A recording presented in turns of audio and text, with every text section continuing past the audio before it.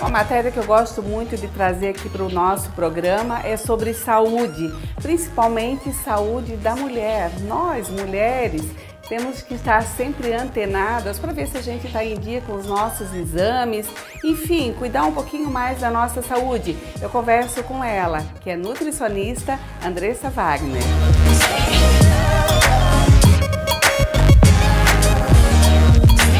Ela é uma estudiosa da saúde da mulher. Eu converso hoje com a nutricionista Andressa Wagner. Andressa, seja muito bem-vinda aqui no programa Eu e Você.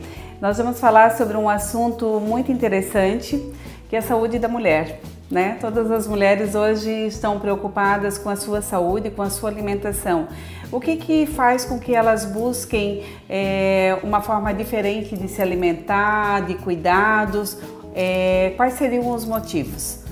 Então, Nelly, na verdade, a porta de entrada das mulheres no nosso consultório hoje é a busca pelo emagrecimento, né? Então, hoje a queixa principal, elas aparecem com aquela queixa na dificuldade em perder peso, na vontade de ter um corpo um pouco mais dentro dos padrões que elas consideram ideais, né? Então, um pouco mais de massa muscular, um pouco menos de percentual de gordura. Então, a entrada dessa paciente no consultório seria esse, né? O processo de emagrecimento, ou até mesmo muitas delas já fazem uma atividade física regular, já cuidam da alimentação, já têm um conhecimento de uma alimentação saudável, mas percebem que não estão conseguindo perder peso. E aí é onde que elas vêm buscar ajuda. E aí durante a consulta, né, principalmente na nossa primeira avaliação, é feito todo um questionário de sinais e sintomas, avaliação de exames laboratoriais, aonde que eu vejo que o problema não é o peso, e sim alguns outros fatores que vão levar a essa dificuldade de peso. Andressa, quais que seriam esses problemas então? Os principais problemas constatados, né, através dessa avaliação ou dos exames, ou muitas vezes essas mulheres já vêm com um diagnóstico, seria a SOP e a endometriose no período fértil, né, em idade fértil da mulher, e para mulheres mais maduras o que a gente pode constatar seria a oscilação hormonal proveniente da menopausa. Vamos focar hoje em dois assuntos bem interessantes, que seria a SOP, que eu não sei o que é essa sigla, e a endometriose. Você poderia me responder o que seria? Sim, a SOP seria a síndrome do ovário policístico, né? Então, o que seria essa síndrome do ovário policístico? Seria um crescimento seria uma doença hormonal, né? Uma patologia hormonal, onde que a gente tem um crescimento aumentado de cistos no ovário, né? Então, a principal consequência da SOP seria a infertilidade na mulher. Mas existem vários anexos a essa doença, né, que vão trazer consequências ruins, dentre delas essa dificuldade que a mulher tem em perder peso. Então, essa dificuldade ela vai ocorrer porque na síndrome do ovário policístico, na SOP, há um aumento, né, há um aumento e uma desregulação também no hormônio insulina, que é um hormônio que participa no processo de emagrecimento ou induz o ganho de peso em mulheres. Ou até mesmo, né, no caso, em homens, em pessoas de modo geral. Tá. E a SOP normalmente dá com que idade?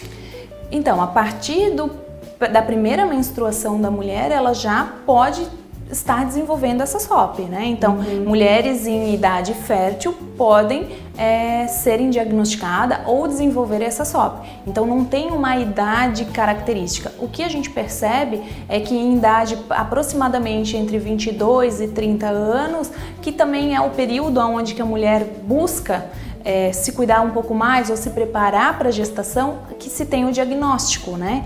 Porque, como eu tinha comentado, a SOP é uma das causas de infertilidade, então a mulher busca estar ali se preparando para engravidar e não consegue, e é onde que ela acaba fazendo esse diagnóstico com o seu ginecologista. Então, Andressa, em que momento que entra a nutrição para ajudar essa mulher? Todo diagnóstico de doença, de patologias, é feita pelo médico, né? No caso da SOP e da endometriose seria o ginecologista, que muitas mulheres vêm encaminhadas por estes profissionais, ou até mesmo, como eu tinha comentado, a gente acaba levando em consideração essa doença como um marcador ou como um empecilho para esse emagrecimento, né? Que gera essa dificuldade. Então, como a SOP, né, a síndrome do ovário policístico, ela é uma doença que está relacionada com hiperinsulinemia, que é o aumento da insulina, a nutrição é a base desse tratamento. Entendi. Por quê? Porque a insulina vai ter um aumento quando essa paciente tiver um aumento no consumo de carboidratos, principalmente de carboidratos simples, né? Farinhas, pães, massas, doces de modo geral. E hoje, querendo ou não, as mulheres ou as pessoas de modo geral acabam tendo um consumo aumentado disso e isso consequentemente leva a um aumento da insulina, que leva a um aumento do aparecimento desses cistos, se tornando um ciclo, ou até mesmo aquele efeito de bola de neve, uma coisa vai levando a outra. Então, através da alimentação, de uma adequação nutricional, a gente barra isso, né, para conseguir o efeito desejado, que é o controle do crescimento desses cistos no ovário e também do processo de emagrecimento. Outra coisa que a nutrição tem muito a ver com a síndrome do ovário policístico é que os últimos estudos têm demonstrado que a questão desses poluentes ambientais, das toxinas presentes em alimentos industrializados, nos alimentos, nas frutas, nos vegetais não orgânicos, né, essa carga de agrotóxico tem aumentado os processos inflamatórios e desencadeado algumas doenças, dentre delas a SOP.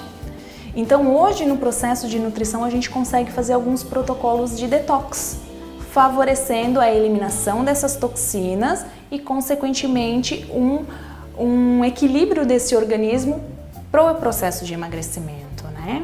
Com certeza, então, a alimentação ajuda e consumir menos produtos industrializados vai ajudar bastante no tratamento e no emagrecimento também.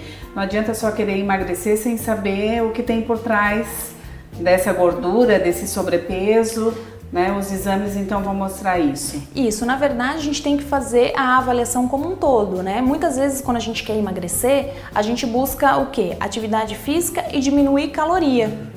Só que na síndrome do ovário policístico não adianta a gente apenas reduzir calorias sem a gente pensar na qualidade nutricional.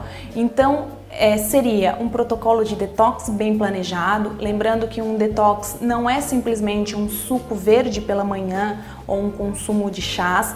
O protocolo detox ele tem que ser muito bem planejado, quase que 100% dos casos a gente precisa fazer uma suplementação de vitaminas, de minerais, de aminoácidos para dar aporte para o organismo conseguir fazer esse processo de detoxificação, uma alimentação mais orgânica sempre que possível, com baixo consumo de industrializados, ou se precisar consumir algum industrializado que não seja um alimento ultraprocessado, né? Então a leitura da embalagem é de grande importância.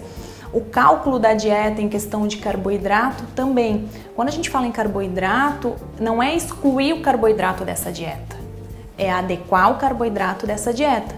Então essa tríade, né, de produtos ou alimentos pró-detox, controle de carboidrato no equilíbrio nutricional e atividade física, muitas vezes vão conseguir um equilíbrio dessa paciente e aí favorecer o processo de emagrecimento.